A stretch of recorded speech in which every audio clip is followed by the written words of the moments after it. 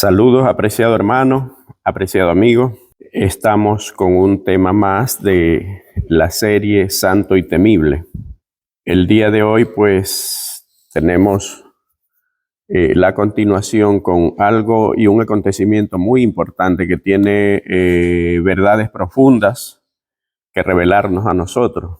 Estudiar acerca de Dios, acerca de su amor, su misericordia, su carácter, siempre va a ser un tema tan profundo que no va a ser posible abarcarlos con pocos videos. Entonces, ese es el motivo por lo cual lo estamos haciendo de a poco, porque la intención es que todos nosotros conozcamos al verdadero Dios, y cuando nosotros aprendemos a conocer al verdadero Dios, en ese momento se cae doctrina, se cae creencia, se cae religión, se cae todo.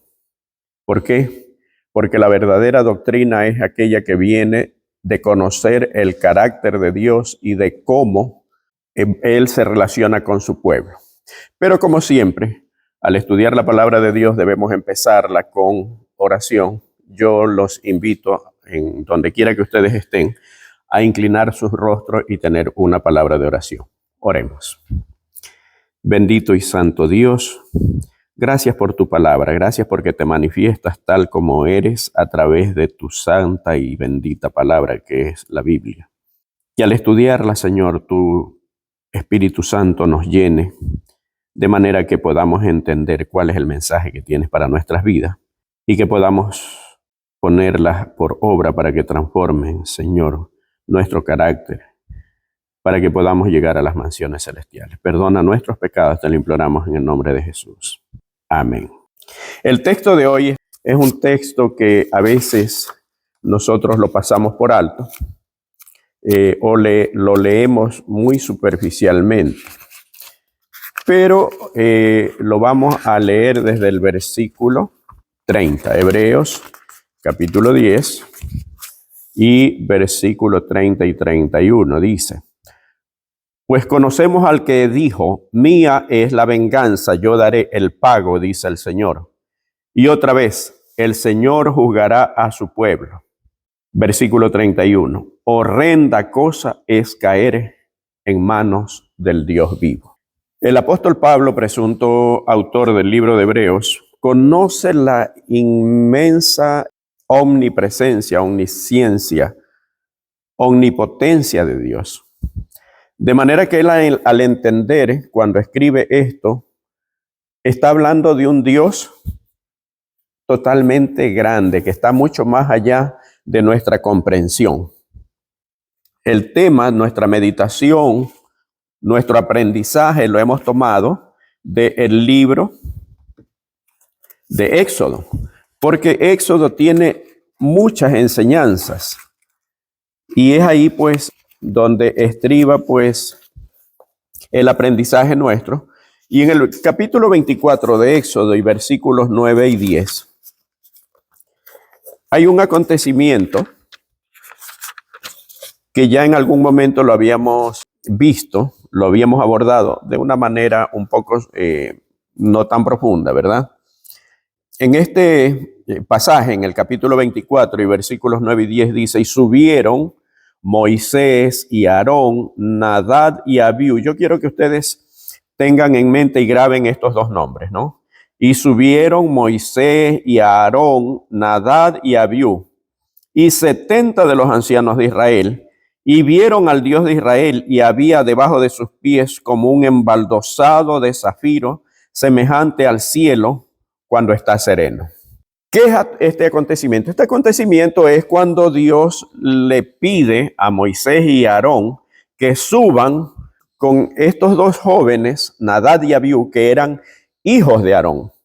Después de Moisés y Aarón, las personas con mayor responsabilidad y de mayor privilegio que existía en el pueblo de Israel era Nadab y Abiú. O sea, a la falta de Moisés, a la falta de Aarón en alguna circunstancia cuando ellos no estaban disponibles, quienes asumían el liderazgo eran Nadab y Abiú. Y aquí está hablando de un acontecimiento, ¿cuál? Un acontecimiento cuando Dios los llama al monte Sinaí, ¿verdad?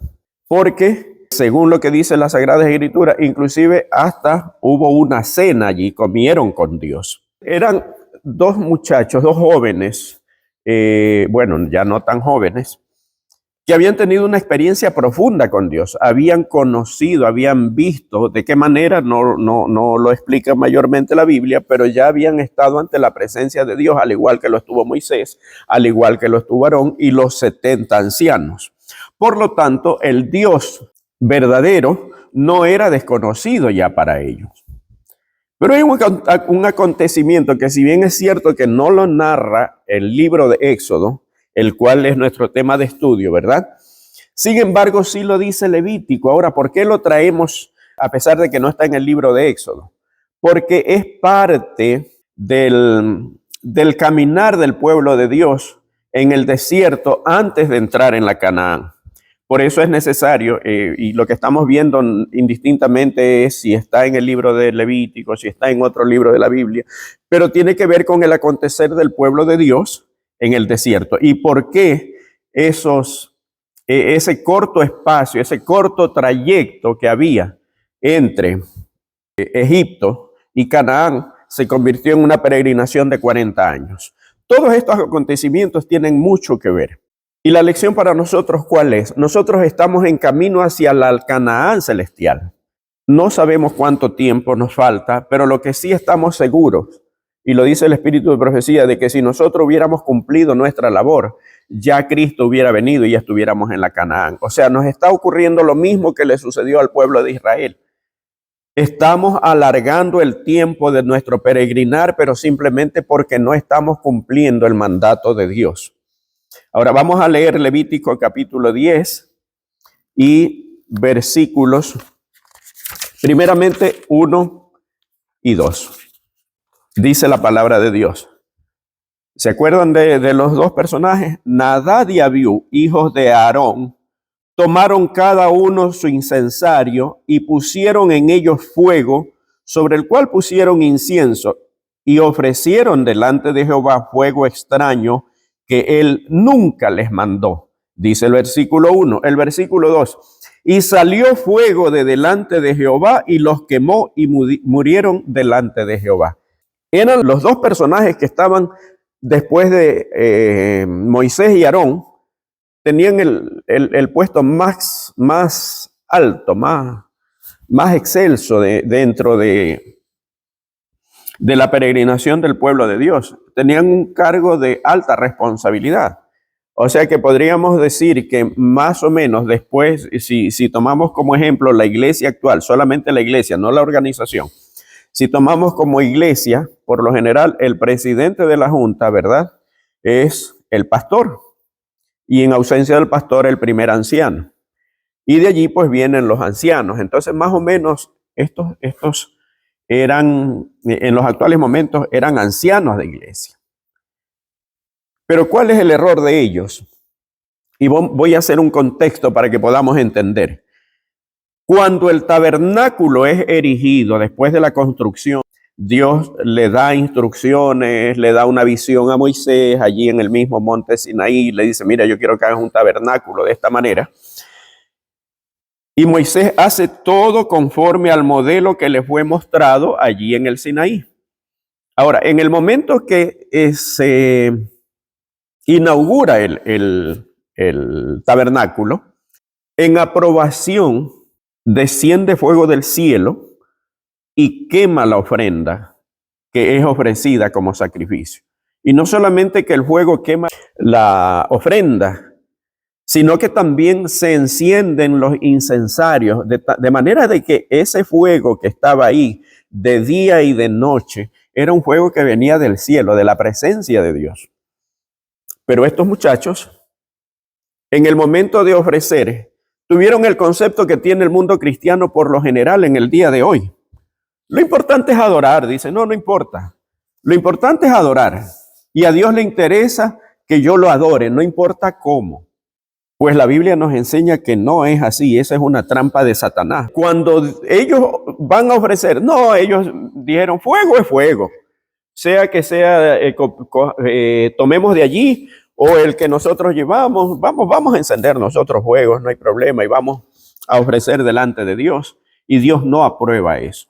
Y no solo que no aprueba, sino que estos muchachos son consumidos, son quemados. Y allí hay un acontecimiento muy lamentable, muy triste.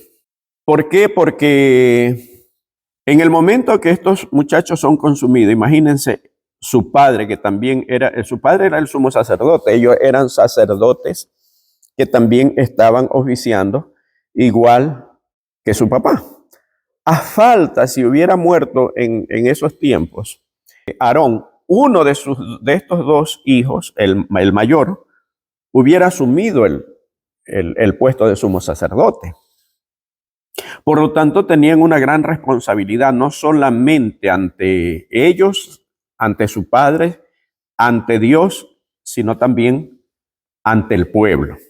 Y lo lamentable viene acá en los versículos desde el 4 hasta el 7. Y llamó Moisés a Misael y a Elzafán, hijos de Uziel, tío de Aarón, y les dijo: acercaos y sacad a vuestros hermanos de delante del santuario, fuera del campamento. Y ellos se acercaron y los sacaron con sus túnicas fuera del campamento, como dijo Moisés. Entonces Moisés dijo a Aarón y a Eleazar e Itamar, sus hijos: no descubráis vuestras cabezas, ni rasguéis vuestros vestidos en señal de duelo, para que no muráis, ni se levante la ira sobre toda la congregación. Pero vuestros hermanos, toda la casa de Israel, sí lamentarán por él el incendio que Jehová ha hecho. Ni saldréis de la puerta del tabernáculo de reunión, porque moriréis, por cuanto el aceite de la unción de Jehová está sobre vosotros. Y ellos hicieron conforme al dicho de Moisés. Qué duro para estos hermanos y para este padre. Con un dolor tan grande no poder mostrarlo. Con un dolor tan grande de los unos perder a sus hermanos y este padre perder a sus hijos y no poder mostrar su dolor. Porque si no iban a morir también. ¿Por qué? Porque eran ungidos. Que en los actuales momentos, en poco se tiene la responsabilidad con que Dios nos ha investido muchas veces. El ungimiento es una cosa sagrada. Por ejemplo, en los tiempos de Jesús, cuando estaban tramando para entregarlo, Caifás dice: no saben que ustedes no entienden que es mejor que un hombre perezca y no que toda una nación se pierda. Lo dijo porque, dice la Biblia, porque él era el sumo sacerdote y estaba prácticamente profetizando acerca de que Jesús iba a dar su vida por una nación, y no solamente por una nación, sino por todo el mundo. Entonces, a pesar de que era un hombre que no estaba haciendo la voluntad de Dios, pero sin embargo sus palabras fueron proféticas. Cuánta poca reverencia y cuánta poca importancia nosotros le damos a las responsabilidades que nos han sido dadas en la iglesia, que al fin de cuentas no es dada por la iglesia, no es dada por una comisión de nombramiento, es dada directamente por Dios. Aarón y sus hijos, los que le quedaron vivos, eran también ungidos, porque el sacerdocio era para los descendientes de Aarón.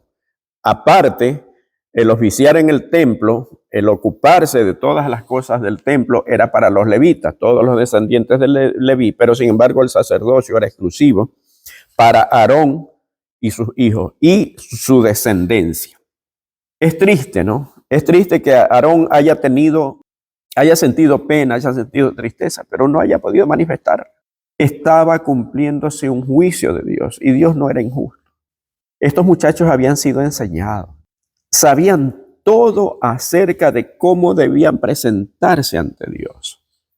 Y la Biblia nos está llena de ejemplos acerca de personas que tuvieron de menos el estar ante la presencia de Dios, como que si estuvieran ante un ser humano cualquiera.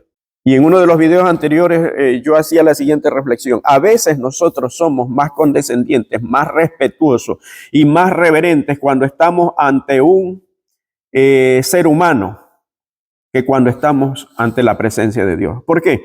Porque de pronto nos invita un personaje, un político, un gobernador, un alcalde. con cuánta reverencia vamos, buscamos el mejor traje, nos portamos de la mejor manera, no conversamos, etcétera, etcétera. Es un ser humano. Pero cuando estamos ante la presencia del Dios omnipotente, somos irreverentes, somos irrespetuosos. Y Dios quiso enseñar a su pueblo lo grande que era la transgresión de este muchacho. En Patriarcas y Profetas, Ellen White dice, el Señor quería enseñar a su pueblo a reconocer la justicia de sus castigos. Por eso no permitió que Aarón y sus 2 hijos que le quedaban vivos guarden duelo o hagan manifestaciones de dolor. El Señor, repito, el Señor quería enseñar a su pueblo a reconocer la justicia de sus castigos para que otros temieran. Había en Israel algunos a quienes la amonestación de este terrible juicio podría evitar que abusaran de la tolerancia de Dios hasta el extremo de sellar también su propio destino. La amonestación divina se hace sentir sobre la falsa condolencia hacia el pecador que trata de excusar su pecado. El pecado adormece la percepción moral de tal manera que el pecador no comprende la enormidad de su transgresión y sin el poder convincente del Espíritu Santo permanece parcialmente ciego. Es lamentable, como lo he repetido ya varias veces, es lamentable como a veces la responsabilidad que Dios nos ha dado la tenemos tan baja, no tenemos conciencia de la enormidad de ella, que se ha dado casos en que muchas personas han ido a la comisión de nombramiento. Por favor, no le quiten el cargo a mi hijo. Es que si le quitan el cargo a mi hijo, se va de la iglesia. Otras personas, no, este de aquí tenemos que ponerlo porque es hijo del anciano, hijo del primer anciano. Como que si la responsabilidad en la iglesia fuera hereditaria.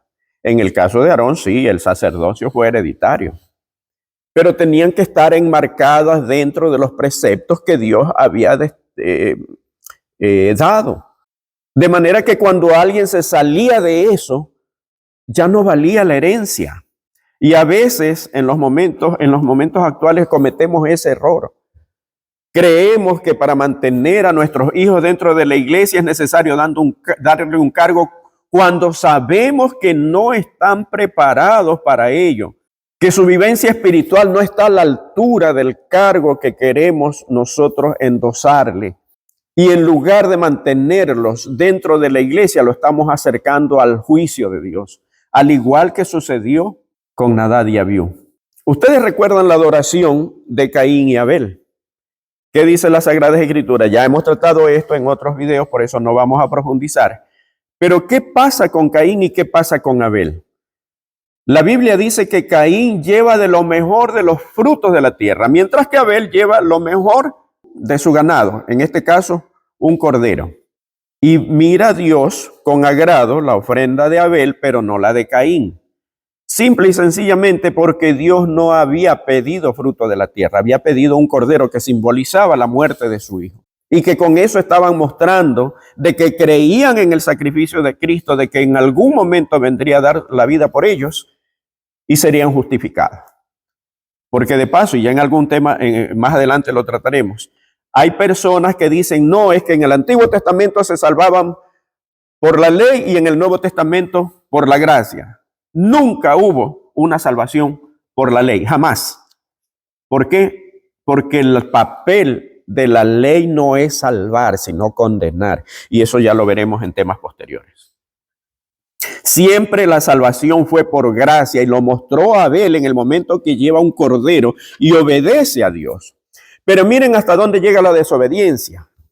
La desobediencia llega a tal punto de que cuando recibe el desagrado de Dios, a las personas que obedecen se las ve como enemigos. Y la frustración de Caín en el momento que Dios no ve con agrado su ofrenda, pero sí la de Abel, lo llevó a cometer otro pecado mayor. Primero fue la desobediencia, primero fue la adoración como él creía que era conveniente, el mismo pecado de Nadab y Abiú. Pero sin embargo, este pecado lo llevó a otro. ¿Por qué? Porque tuvo envidia de su hermano, creció el rencor y el resentimiento, hasta que no pudiendo con ella se hizo ya prácticamente, se entregó en las manos de Satanás, al punto de matar a su propio hermano. Desde los tiempos de Abel, el pueblo de Dios obediente siempre va a sufrir el desagrado de Satanás y de aquellas personas que tiene como instrumentos, dentro o fuera de la iglesia. ¿O acaso a ustedes no les ha pasado que han llegado a un lugar donde casi no lo conocen? Y siempre va a haber alguien que le dice, oye, tú eres cristiano, ¿verdad? Porque eso se nota. Cuando estamos bajo la dirección divina se nota. Pero sin hacerle nada habrá alguno que usted le cae mal, sin que le haya hecho nada, sin que le haya dicho nada. ¿Por qué? Porque siempre nuestra vida con Cristo, nuestra vida de consagración a Jesús va a ser un testimonio en contra de aquellos que no les gusta seguir las instrucciones divinas. Entonces, nuestra vida se convierte en una censura para ellos y nos toman como si fuéramos enemigos. Inclusive eso fue el sentir que tuvo Caín al punto de matar a su propio hermano.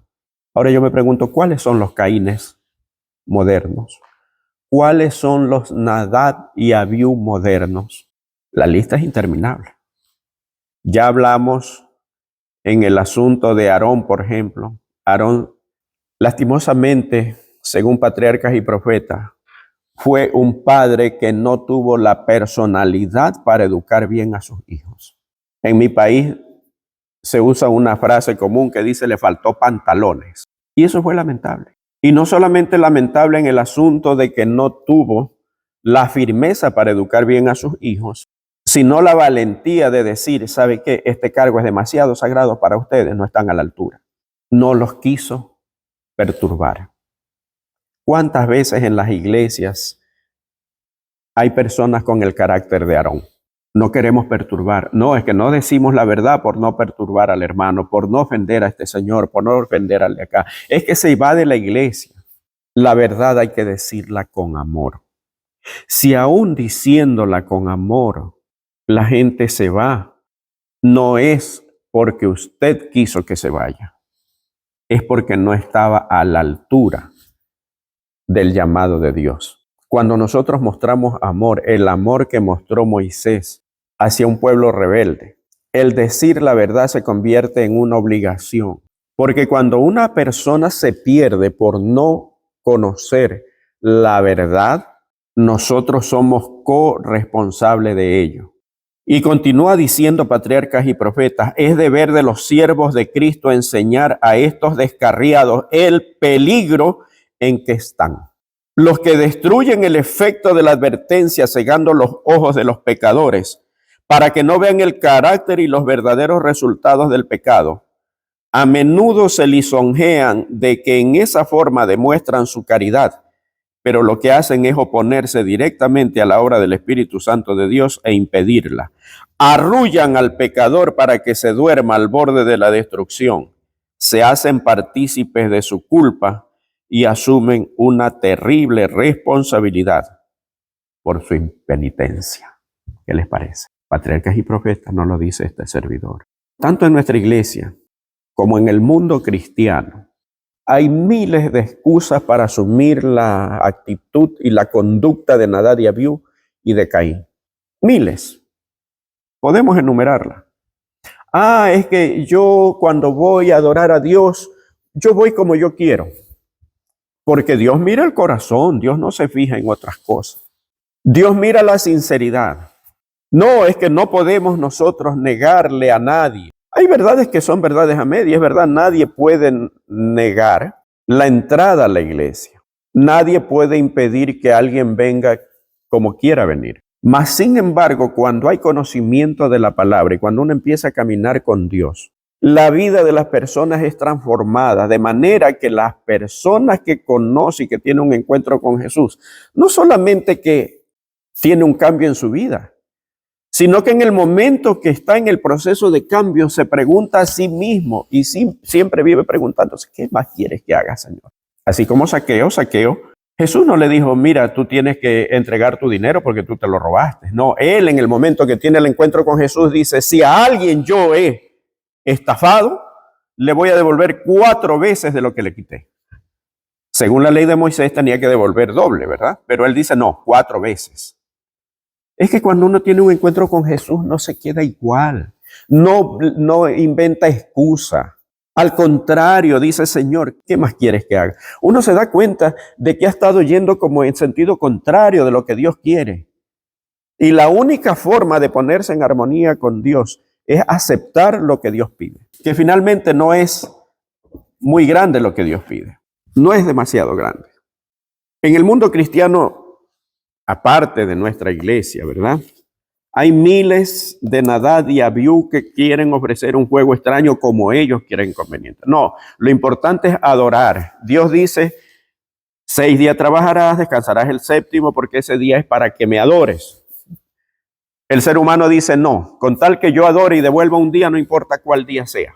Caín, Nadab y Abiú, ofreciendo fuego extraño que Dios no ordenó. Dios ordenó un día para que tú lo adores. Ordenó una forma de adoración. No, lo importante es adorar. Yo voy y yo voy a adorar a Dios como yo creo conveniente. Y hay miles de excusas. Y Dios está mostrando en este acontecimiento de que no tolera a las personas que quieren hacer su voluntad. O sea, la voluntad de la persona. Dios quiere que hagamos su voluntad. ¿Por qué? Porque en el momento que nosotros estamos en pecado, no estamos primero en capacidad de poder discutir con Dios, porque Dios es el que sabe qué es lo mejor para nosotros. Por eso Jesús dijo: yo soy el camino, la verdad y la vida. Nadie viene al Padre sino por mí.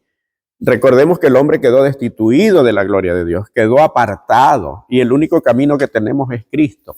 Y la única forma es a través de Cristo. Y de la forma como Cristo nos enseña o quiere que nosotros adoremos, y de la forma como Cristo nos dio ejemplo. A veces contradecimos a Dios cuando Dios ejecuta sus juicios. La Biblia es clara, dice que producto de la desobediencia del hombre habrá lugares donde se derramarán los juicios de Dios, que habrán hambres, pestes, terremotos. Esto no va a ser destinado para los hijos de Dios, no, sino para aquel que no aceptó. Pero a veces estamos tan dormidos que nosotros no advertimos a esa gente. Miren lo que pasó cuando Dios va a destruir Sodoma y Gomorra. Dios va primero donde Abraham y le dice lo que va a hacer. Y Abraham, conversando, ya se da cuenta que es Dios, ¿verdad? Le dice: Señor, pero a lo mejor hay 50 justos allí en Sodoma y Gomorra. ¿Será posible que tú los vayas a destruir? No, si hay 50 no los voy a destruir. Y empieza a hacer un recorrido mental por Sodoma y Gomorra, ¿verdad? Abraham. Y se da cuenta: no, de verdad que la maldad es inmensa allí. No, pues que hayan 45. Señor, pero si hay 45, ¿los vas a destruir? No, si hay 45, no los voy a destruir. Y otra vez el recorrido mental, a ver, no, de verdad son malvados. Pero yo creo que 40. Señor, ¿y si hay 40? Todos conocemos la historia de 40, 35, 30. Si hubieran 15 justos, Sodoma y Gomorra no serán destruidos, le dice Dios. ¿Qué significa eso? Que si hubiera un trabajo de evangelización en muchos lugares donde los juicios de Dios se derraman, Dios no ejecutaría sus juicios allí. Esa es la lección que aprendemos nosotros de Sodoma y Gomorra. No era responsabilidad de Abraham, era responsabilidad de Lot. Si Lot hubiera hecho un trabajo misionero en Sodoma y Gomorra no hubiera sido destruida. La pregunta es: ¿qué clase de trabajo estamos haciendo tú y yo? Yo he escuchado que muchas personas dicen: cuando hay un terremoto, cuando hay una inundación, es obvio, y es lamentable. Es lamentable que aquí las consecuencias es que mucha gente muere, y gente que a lo mejor nosotros creemos inocente. Pero Dios nunca juzga a un inocente como culpable. Pero ¿qué es lo que dice la iglesia? Oremos por tal lugar, porque hubo la inundación y la gente se murió y perdieron sus casas. Es bonito el pedido de oración, pero Dios no quiere que tú te pases orando por esos lugares. Quiere que tú vayas a predicar allá, que le dejes conocer el mensaje. Porque si hubieran 15 justos en ese lugar, Dios no ejecutaría sus juicios. A veces no entendemos los juicios de Dios porque no conocemos al Dios verdadero. A veces nosotros queremos asumir la actitud que quiso tener a Aarón y sus hijos, Qué triste no poder lamentarse por la muerte de su hermano e hijo a la vez. Es triste, pero sin embargo, más allá de esa tristeza estaban los juicios de Dios. Y los juicios de Dios son justos. Y no es que nos alegramos con el dolor de las personas, no. Y no es que debemos estar permanecer como si nada, no. Eso no quiere Dios. Quiere que nosotros prediquemos, que nosotros vayamos a advertirle a esa gente, que vendrán los juicios si no se arrepienten. Pero a veces buscamos la situación más cómoda. Oremos por los hermanos de aquí, oremos por los de allá, oremos por la ciudad tal, oremos por esta. Dios no quiere que ores por esa ciudad. Dios quiere que tú ores para ir a hacer la obra misionera allá y que esa gente se arrepienta y se convierta. Eso es lo que quiere Dios. Podemos pasarnos la vida orando por los lugares donde Dios ejecuta su juicio y no pasa nada, porque ya el juicio fue ejecutado. Porque tenía que ser antes, así como Jonás fue enviado a Nínive antes de ser destruida. Eso es lo que Dios quiere. Por otro lado, ¿qué nos enseña el ejemplo de Nadab y Abiú? La reverencia. ¿Qué significa reverenciar? ¿Qué significa reverencia? Significa que yo estoy demostrando ante Dios que soy pequeñito, que soy indigno, que debo mostrar respeto porque estoy ante la presencia del Dios santo, del Dios omnipotente. ¿Con qué reverencia nosotros vamos a la iglesia? ¿Cuál es la reverencia que yo muestro en la iglesia con Dios, con las cosas de Dios? ¿Y cuál es la reverencia que le estoy enseñando como ejemplo a mis hijos? Es lamentable cómo la iglesia ha cambiado tanto. ¿Y saben por qué? Porque a veces como padres no somos reverentes y esa herencia la estamos trasladando a nuestros hijos. El espíritu de profecía en el libro Conducción del Niño, Ellen White dice: muchos no tienen verdadero aprecio por el carácter sagrado de las cosas eternas. Casi todos necesitan que se les enseñe a conducirse en la casa de Dios. Los padres no deben solo enseñar, sino ordenar a sus hijos que entren en el santuario con seriedad y reverencia. ¿Qué enseñanza le estamos dando a nuestros hijos? ¿Están siendo reverentes o están convirtiendo la iglesia en un parque de diversión? Y lo dice Ellen White. Precaución contra un descuido creciente, dice. Del carácter sagrado que rodeaba el santuario terrenal, los cristianos pueden aprender cómo deben considerar el lugar donde el Señor se encuentra con su pueblo. Ha habido un gran cambio, y no en el mejor sentido, sino en el peor, en los hábitos. Y la casa de Dios es profanada con frecuencia, y el sábado es violado por los hijos de los observadores del sábado. En algunos casos, aún se les permite correr por la casa, está hablando de la casa de Dios, jugar, conversar y manifestar su mal genio en las mismas reuniones donde los santos debieran rendir culto a Dios en la belleza de la santidad. Es triste ver cómo a los niños desde pequeños no se les enseña la diferencia entre ir a la casa de Dios e ir a un parque de diversión, a un lugar cualquiera. A veces como abuelos somos demasiado condescendientes, ¿verdad? Y el niño a veces confunde la iglesia con la casa del abuelo, porque el abuelo le permite todo, ¿verdad? Y confunde y no tiene diferencia. A veces los niños en verdad no pueden entender cuando son muy pequeños, pero para eso hay que enseñarles. Y eso es lo que dice Conducción del Niño. Y donde debería reinar una quietud santa y donde debiera haber un orden perfecto, limpieza y humildad, se convierte en una perfecta Babilonia, entre comillas, confusión. Esto es suficiente para provocar el desagrado de Dios y ahuyentar su presencia de nuestras asambleas. 19 de septiembre de 1854. Lo cita Conducción del Niño. En el capítulo Reverencia por lo que es santo. Dice la sierva de Dios: Debemos tener cuidado acerca de cómo nosotros andamos, entramos a la casa de Dios. Muchas personas dicen, no, es que yo puedo cantar, yo puedo orar, pero Dios lo que mira es un corazón, la sinceridad de mi corazón. No se puede tener un corazón santificado a menos que esté transformado por la gracia de Cristo.